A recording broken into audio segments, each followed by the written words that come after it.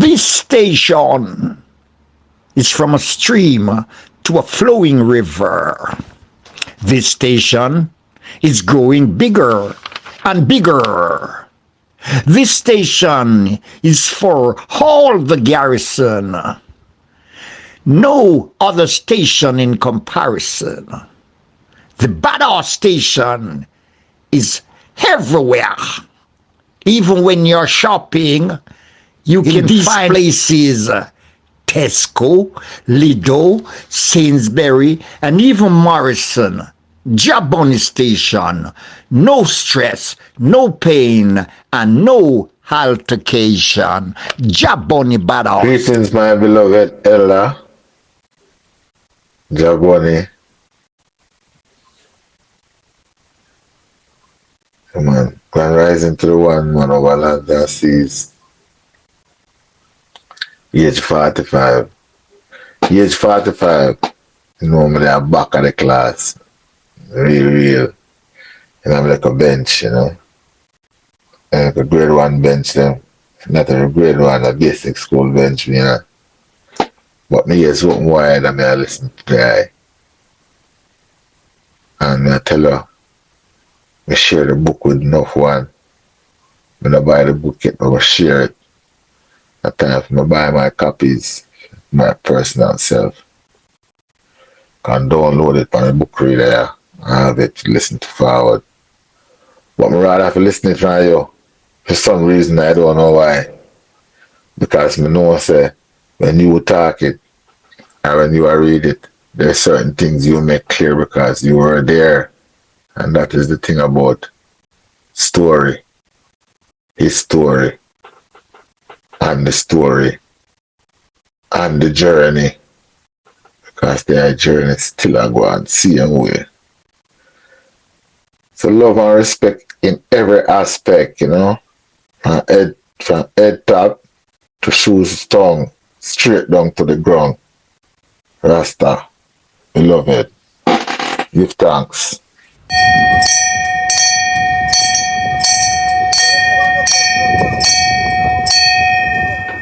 Shut up now, man.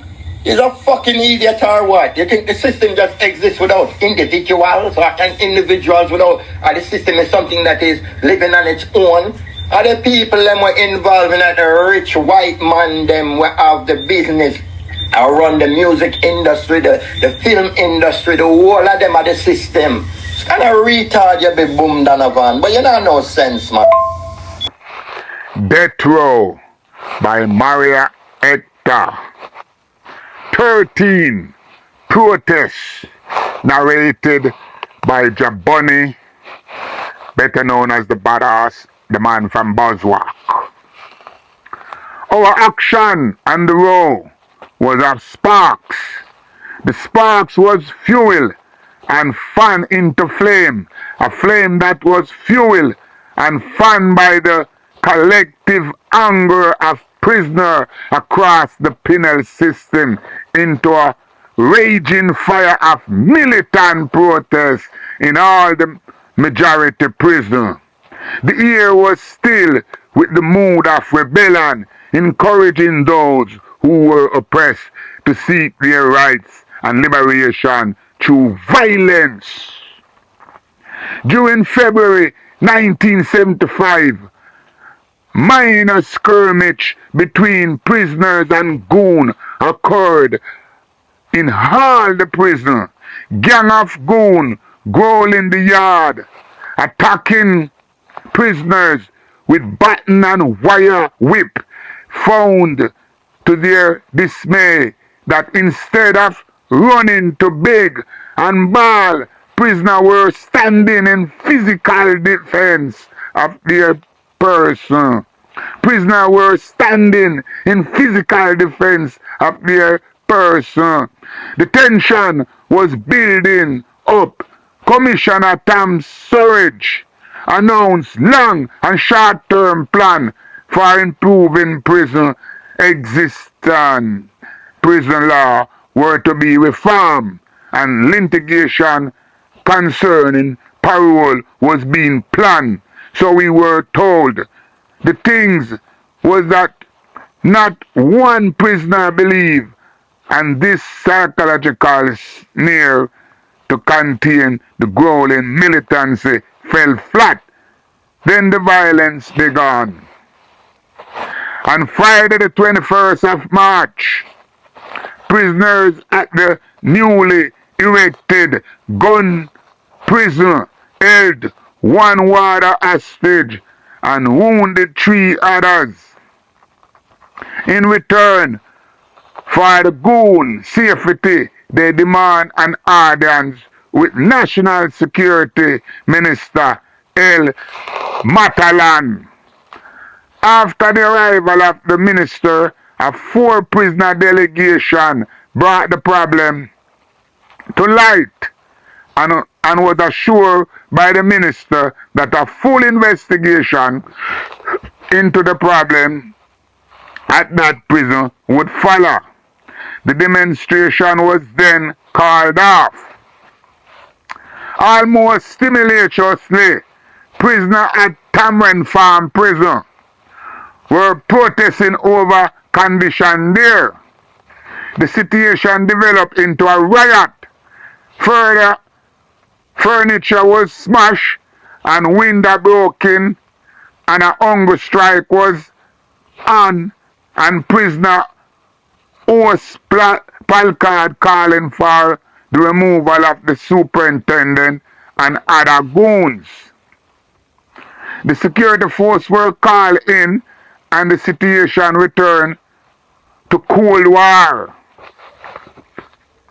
On Friday the 4th of April, the Daily News front page declared headline, "Armed clash at prison farm." Riot had broken out the day before, and a heavy detachment of police was called in to quell the disturbance. The ringleader were transferred to the general penitentiary that happened on the 3rd of April. On the 17th of April, prisoners at the general penitentiary shook the prison in a massive protest. 3 warders, including a superintendent and a senior warder, were held hostage. A couple of days before, the superintendent and a squad of goons had thoroughly mashed down 10 prisoners and locked them away in the notorious dumb cell. The army was called in. They promptly opened fire on a crowd of prisoners massed in the yard.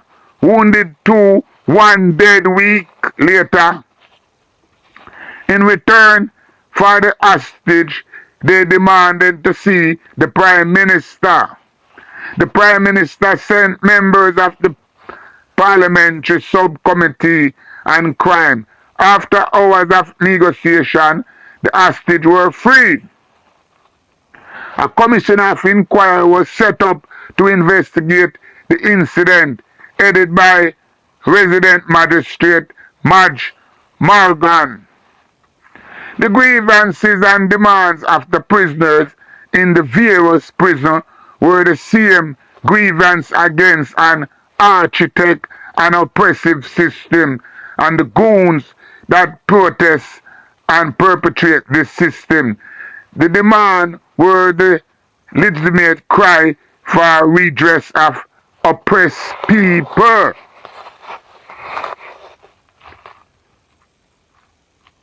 People were disgusted and fed up at being handed crap wrapped up in legal terms in lieu of justice in the courts because they were poor. Grown men were tired of being humiliated and brutalized according to the caprice of sadistic urge of button up happy goon. Human beings were revolted at their forced existence like animals in dungeon. Youths were unwilling to go on years after years idle in a vacuum of nothingness. Such was the ambit of our collective grievances. The demands were for justice, human and constitutional right, for trade, shop, school, libraries, and productive work and educational program in the prison. Tell the goon to keep their button in their pocket until attacked or provoked, and to treat us like human beings. This was the backbone of our demands.